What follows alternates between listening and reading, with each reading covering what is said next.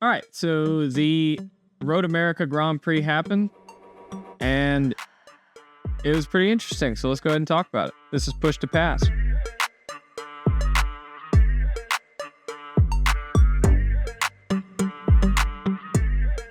All right, so first things first, we're going to talk about, the thing we don't really want to talk about, but we're going to have to.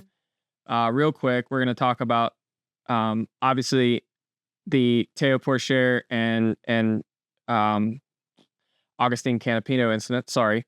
But yeah, so if you've been living under a rock, and I forgot to cover the first part of this last week, I kind of wanted, I say forgot, I kind of wanted to let it conclude before I really said anything about it.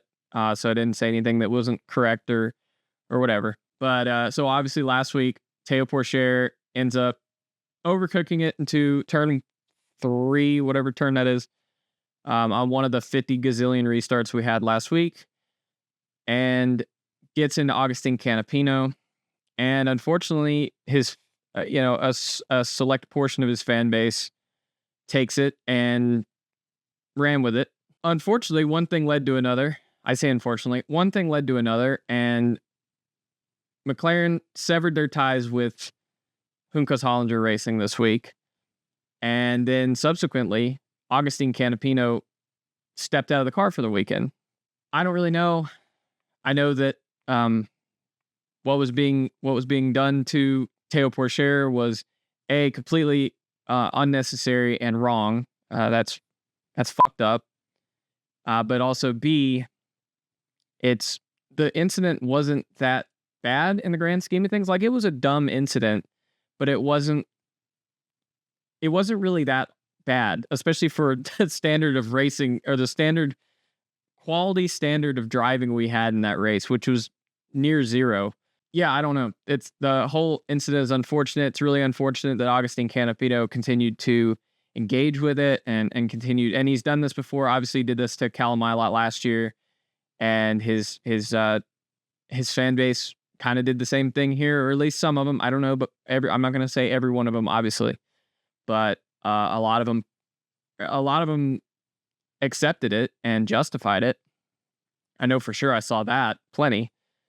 So yeah, the whole incident is unfortunate. Happy that McLaren took a stand and said, okay, we're not gonna support you if you guys are gonna do this, and I appreciate that they were able to take that stance and go ahead and make it. So good on them. All right, getting into the actual weekend events. Fast 6 qualifying. Joseph Newgarden wrecks hard in the kink. I think I read that they measured that as 95 Gs. That sounds ridiculous, but that's what I read. So that could be an incorrect stat. Whatever it was a lot, and it's kind of incredible that he didn't get a concussion there. Assuming he didn't, he looked fine yesterday and he ran great. So I'm guessing he did not. But yeah, scary impact. Thank God that they have a safer barrier out there. Otherwise, that would have been bad. Obviously, the comparison was brought up to, I think it was Catherine Legg's incident in 2000. I don't know what year it was. I wasn't watching IndyCar back then. I'm not gonna lie. But yeah, apparently that car split in half. Luckily, nothing that bad happened here, and Joseph Newgarden raced on Sunday with no issues. So kind of incredible. All right, so the other thing to come out of Fast 6 qualifying was Linus Lundqvist got his first career pole, and great for him. He's had a pretty decent season, I would say. And unfortunately for him, though, it didn't last to turn 2, as he got clipped by Marcus Armstrong coming out of 1, and it triggered him, Armstrong, and then Herta, who checked up and got hit by Joseph Newgarden there. It triggered a 3-car spin. Luckily, no one really suffered any damage from it. It's kind of incredible. I think Graham Rahal also ended up in the gravel trap behind there. But kind of incredible that it ended up not taking anybody out and not caught. I mean, it was right at the front of the field. Pretty incredible. Colton Herta, I don't know what his deal is right now. I guess he's entering diva mode, but he was going on and on and on about how Newgarden should have been penalized for that. And I'll be completely honest, that's a completely absurd position to take on that. I get it. Maybe if you say it once, like, oh, okay, whatever, I'm upset about it. But dude, really? Unfortunately, you had to check up in front of the field. That just kind of happens. You're not really expecting 3 cars to go spinning off into the corner. I don't really know. Herta made some other dumb comment at the end, which I'm not really going to go into, but it was really kind of stupid. But yeah, I really don't understand it. Will Power also, he did not get involved in this, but barely, like narrowly, missed getting involved in this incident. And obviously, I'm bringing that up because of what will happen later. All right, restarts lap 4. Scott McLaughlin will take the lead on this restart from Kyle Kirkwood, who assumed the lead after the opening lap incident. The caution came on again for debris on that lap. We went back going on lap 6, and then Christian Rasmussen and Kiffin Simpson were going at it pretty hard. I don't know what position it was for. It was a pretty decent position, if I remember correctly. And Rasmussen just completely cleans out Kiffin Simpson, like he's just not there. I don't really understand what he was thinking there. I mean, I guess I think he thought he was going to fade back out, and he didn't. He took a pretty defensive line into the corner, no doubt, but that was a rough hit, and yeah, totally could have been avoided. Obviously, he was penalized for that, and rightfully so. All right, lap 10, Will Power starts to move forward a little bit. He started a little further back in this race, but he begins to move forward. He passes, on the restart, he passes Scott Dixon for, I believe that was 6th place. And then lap 18, following the pit cycle, the the 3 Penske's are bound together suddenly.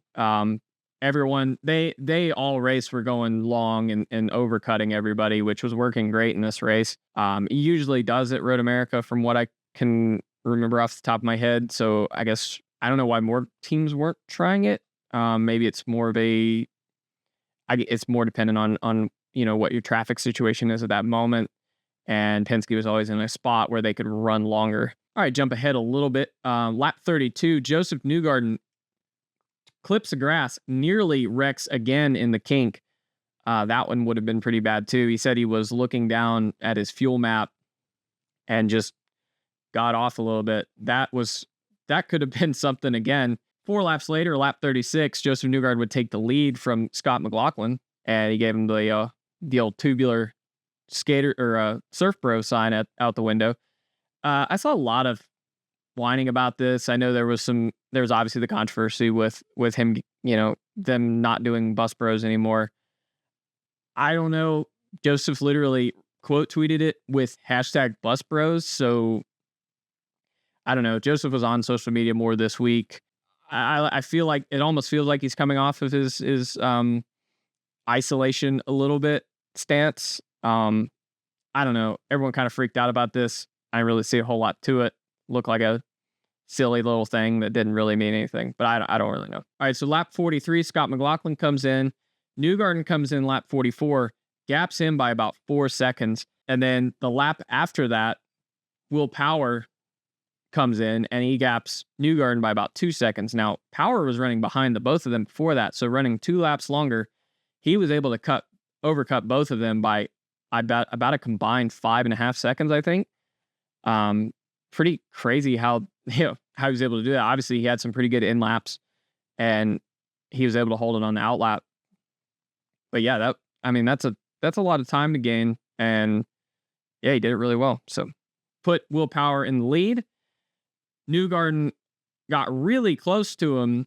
I couldn't tell what lap because it somehow didn't end up in the highlight reel. I did watch the race live, but I don't remember what lap it was. It wasn't in the highlight reel. I don't understand how this wasn't in the highlight reel, but he got all the way up to him and was about to overtake him on the straight, had a huge tailwind, and actually got on the chip or the rev limiter. And, it stalled out and he couldn't go. And that was pretty much it. He never got closer to him after that. It really killed his momentum on that run. And he was never able to get back up to him, ended up falling back to about 2.5 seconds back, maybe 3. And that was pretty much it. Will Power cruised to victory in this one after that. All right, so taking a look at the full results, Will Power gets his first race win in 2 years. Joseph Newgarden second. McLaughlin rounds up the Penske podium. Alex Palou in fourth. Kyle Kirkwood in fifth. Colton Herta sixth after spinning out on the first lap. Roman Grosjean seventh. Good day for him. Pat O'Ward in eighth. They're still just kind of missing something. I don't know. Though we'll see if they can turn it around sometime soon. Marcus Ericsson ends up 9th. Graham Rahal 10th. Christian Lundgaard 11th. Linus Lundqvist 12th. Again after the spin, so decent recovery for him. Teo Pourchaire in 13th. Felix Rosenqvist in 14th. He had gotten shoved off by Stingray Robb early in the race. I think it was like lap 3 or 4. Santino Ferrucci in 15th. Pietro Fittipaldi 16th. Stingray Robb in 17th. Alexander Rossi in 18th. He was running pretty good in the top 5 for a while. Ended up having a problem. I don't remember. I can't remember what it was called. I'll put it in the video there. Elio Castroneves is in 19th. Still subbing for, or not subbing, but taking over for Tom Blomqvist. Christian Rasmussen in the 20. Scott Dixon 20th. Not in the 20th. Good lord. Scott Dixon 21st, Luca Giotto 22nd, Nolan Siegel substituting for Augustine Canapino in 23rd, Rinus VeeKay in 24th, Jack Harvey 25th, Marcus Armstrong 26th, and then unfortunately Kiffin Simpson, after getting wrecked early in the race, ends up 27th and last. Point standings. All right, Will Power takes the top spot after Scott Dixon has a rough day. Alex Palou is second. Scott Dixon falls down to third. Pato O'Ward's still hanging on in fourth. Scott McLaughlin's in fifth currently. Kyle Kirkwood's sixth. Colton Herta's seventh. Joseph Newgarden's eighth. Rossi is ninth.